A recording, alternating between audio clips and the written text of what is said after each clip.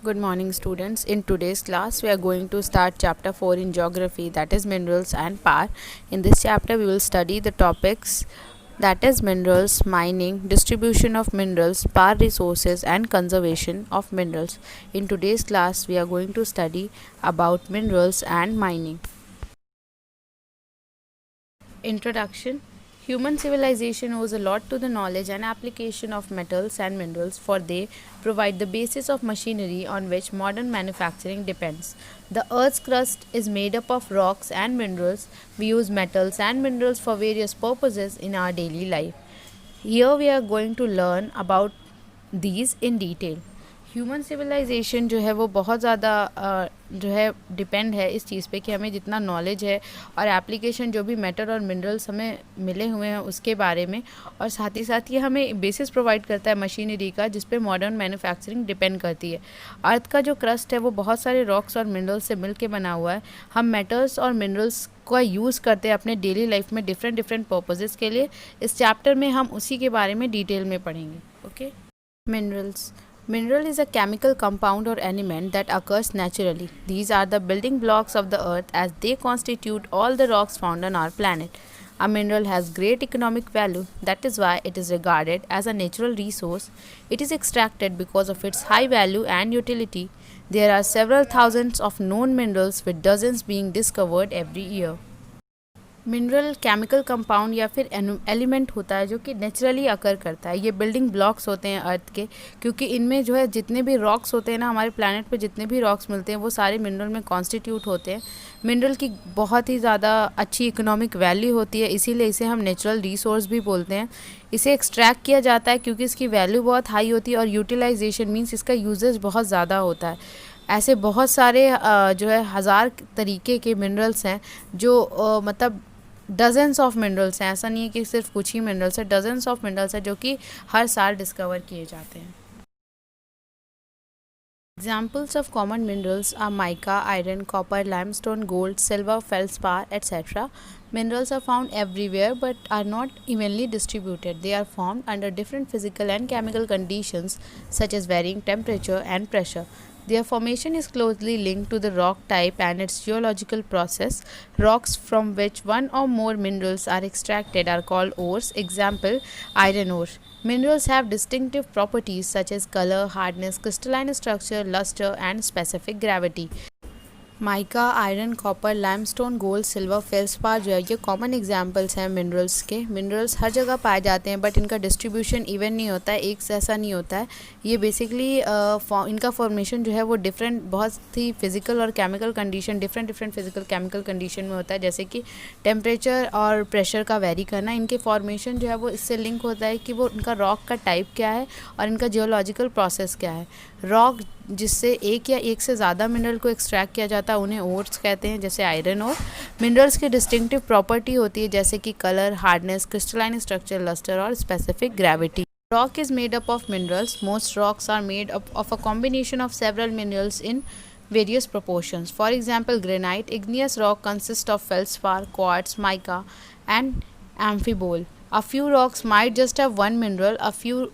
For example, limestone sedimentary rock has only one extract. Metallic minerals are usually found in igneous and metamorphic rocks. On the basis of their composition, minerals are classified into metallic and non-metallic minerals.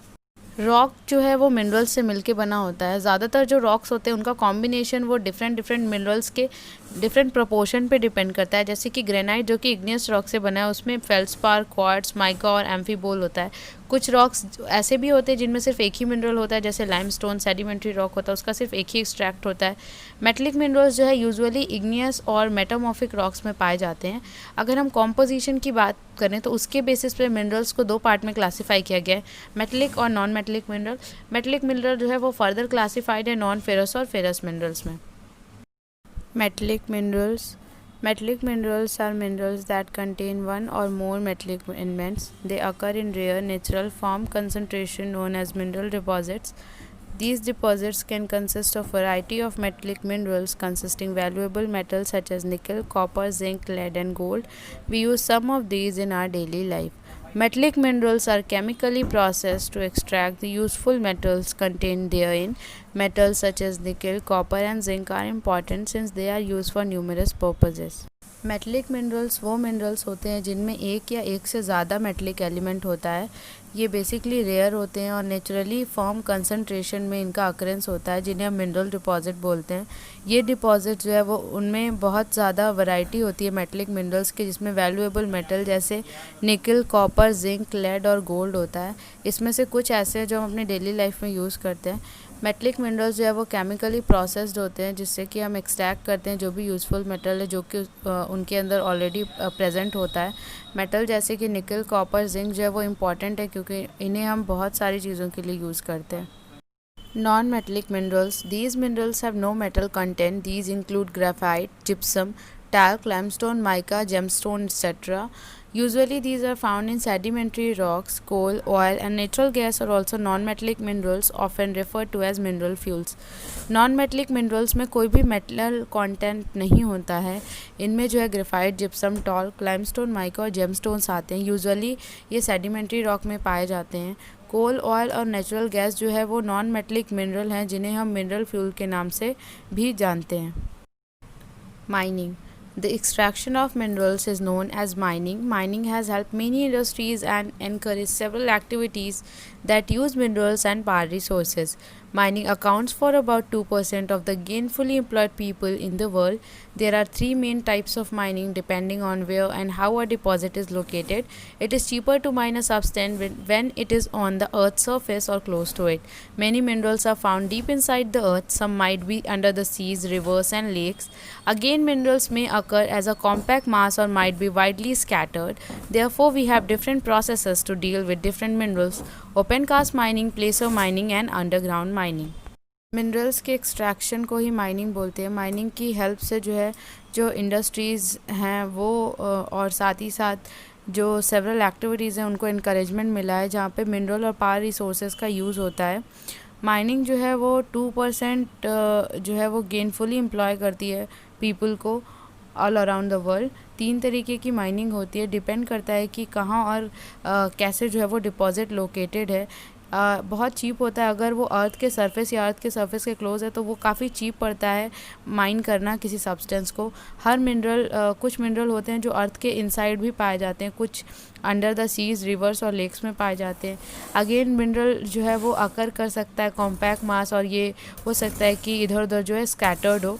सो हमारे पास जो है different process हैं different minerals के लिए: open cast mining, प्लेसर mining और underground mining. ये 3 kinds of है mining की। Open cast mining. Open cast mining is practiced when extensive deposits lie near the land surface. For example, coal or iron ore. It involves the scooping and stripping of the mineral bearing rock with the help of huge excavators and power shovels. Open cast mining वहाँ पे practice की जाती है जहाँ पे extensive deposit जो है वो सरफेस या फिर लैंड सरफेस के नियर बाय लाई करता है, जैसे कि कोल और आयरन ओर। इसमें स्कूपिंग और स्ट्रिपिंग ऑफ होती है मिनरल बियरिंग रॉक की ह्यूज एक्सकेवेटर्स और पावर शोल्स की हेल्प से। Placer mining. In placer mining it is the use of water to extract the heavy mineral from alluvial or placer deposits. Examples are the gold bearing sands and gravel that settle from rapidly moving streams and rivers at points where the current slows down. In placer mining में water का use होता है heavy minerals को extract करने में alluvial या फिर प्लेसर deposit से। इसके एग्जांपल है जैसे कि गोल्ड बियरिंग सैंड और ग्रेवल जो कि सेटल डाउन हो जाता है रैपिडली मूविंग स्ट्रीम्स की वजह से, और रिवर्स पे उन पॉइंट पे जहाँ पे करंट जो है वो स्लो डाउन हो जाता है। Underground mining. The deepest form of mining is underground mining. It is also known as shaft mining.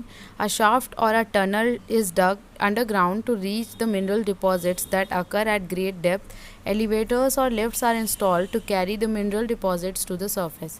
Drilling is another type of underground mining which is used to extract oil or natural gas from deep within the earth. Drilling is done in many ways depending on the size of the opening, the type of rock, etc. जो deepest form होता है mining का उसे हम underground mining बोलते हैं या फिर शाफ्ट माइनिंग भी बोलते हैं। एक शाफ्ट या फिर एक टनल को जो है वो नीचे तक डिग किया जाता है, खोदा जाता है, जिससे कि वो मिनरल डिपॉजिट जो है ग्रेट डेप्थ पे वहाँ तक पहुँच जाए। और उसके बाद एलिवेटर और लिफ्ट को इंस्टॉल किया जाता है जिससे कि वो कैरी करके मिनरल डिपॉजिट को सरफेस पे लेकर के आए। ड्रिलिंग एक दूसरा टाइप है अंडरग्राउंड माइनिंग का जिसको यूज़ किया जाता है ऑयल या फिर नेचुरल गैस को एक्सट्रैक्ट करने में, जो कि अर्थ के डीप साइड में प्रेजेंट होती है। ड्रिलिंग कई तरीके से होती है, डिपेंड करता है कि ओपनिंग का साइज़ कैसा है और रॉक का टाइप कैसा है। That's it for today's class. Thank you.